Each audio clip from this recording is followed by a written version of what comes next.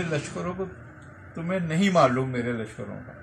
اور یہ جو ہے وائرس جو ہے یہ اللہ کے لشکروں میں سے ایک لشکر ہے، کیونکہ وہ عذاب کے لیے بھی اپنی مخلوق کو بھیجتا ہے اور امتحان کے لیے بھی اپنی مخلوق کو بھیجتا ہے. یہ اسی کی مخلوق ہے، اس کے لشکر ہیں، اور یہ مامور ہیں.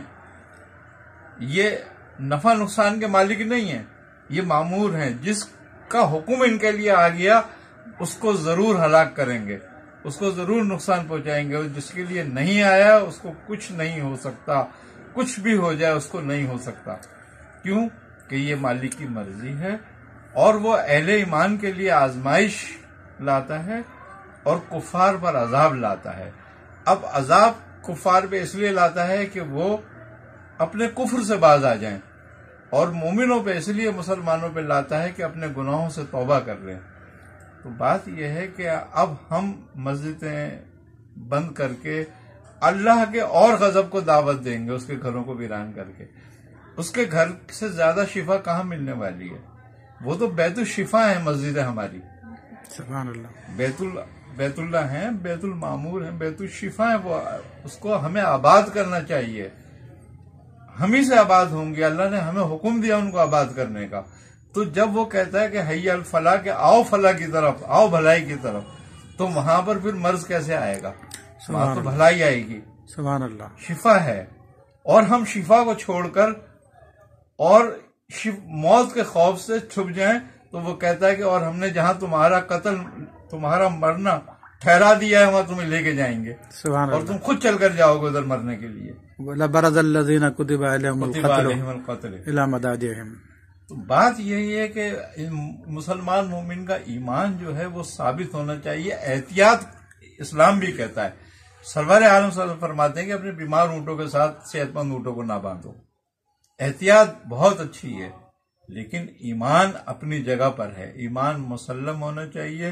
تدبیر اپنی جگہ پر ہے، مگر تدبیر کو ایمان پر غالب مت کرو، سبحان اللہ. کہ یہی کفر کی علامت میں سے ہے، اور یہی اللہ پہ بھروسہ نہ کرنے کی علامت ہے کہ جب ہم ایمان پر تدبیر کو جو ہے وہ بڑھا دیتے ہیں، فوقیت دے دیتے ہیں. لہذا تدبیر ہماری اپنی جگہ ہے، احتیاطیں ہماری اپنی جگہ ہیں.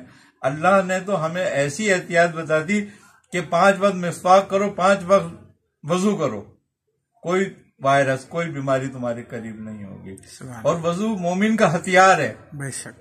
اور جب مومن ہتھیار سے لیس ہوتا ہے تو کوئی اس کے آگے مرض نہیں آتا، کوئی اس پہ حملہ آور اس کا حملہ نہیں کر سکتا بوقت کہ اللہ کا حکم اس کے لیے نہ آ جائے. سبحان اللہ. تو جب اللہ کا حکم آ گیا تو وہ پھر مجبور، بالکل مجبور ہے. پھر وہ راضی برضا ہے کہ آ گیا بس.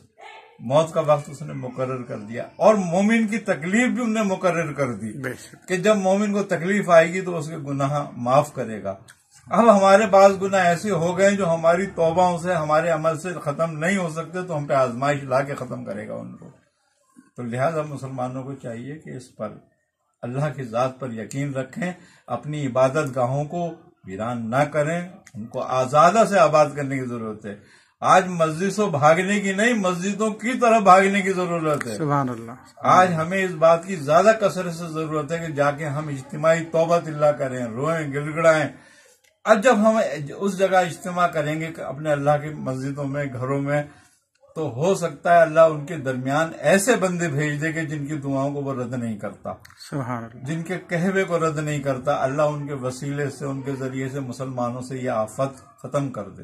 آمین. بات یہی ہے کہ ہمیں احتیاط کے ساتھ، علاج کے ساتھ، تدبیر کے ساتھ ایمان اور دعا پہ بھروسہ رکھنا چاہیے. قرآن ہمیں کہہ رہا ہے وَنَسْتَعِينُ بِالصَّبْرِ وَالصَّلَاةِ، کہ مدد لو، نماز سے مدد لو، دعاؤں سے اور صبر کے ساتھ. آج ہم نمازوں سے ہی بھگوا رہے ہو، ہمیں نمازوں سے ہی بھاگ رہے ہیں ہم، تو پھر ہماری کیا مدد ہوگی؟ نہ ہمارا صبر رہا، نہ ہماری مدد رہے گی. کوئی مدد کرنے والا ایک ہی ذات ہے، اور اسی کے حکم سے اس کا لشکر پھیلا ہے. وہ جس کی چاہے گا مدد کرے گا، اس کو سرفراز کرے گا، اس کو بیماریوں سے محفوظ رکھے گا، جس کو چاہے گا اس میں غرق کر دے گا. جزاک اللہ خیر. اللہ تعالیٰ ہم کو جو ہے اب سمجھنے اور سمجھانے کی توفیق عطا فرمائے. جزاک اللہ میاں صاحب نے بہت ایمان افروز میسج دیا. انشاءاللہ تبارک و تعالیٰ اس سے بہت سارے لوگوں کی اصلاح ہو جائے گی انشاءاللہ تعالیٰ.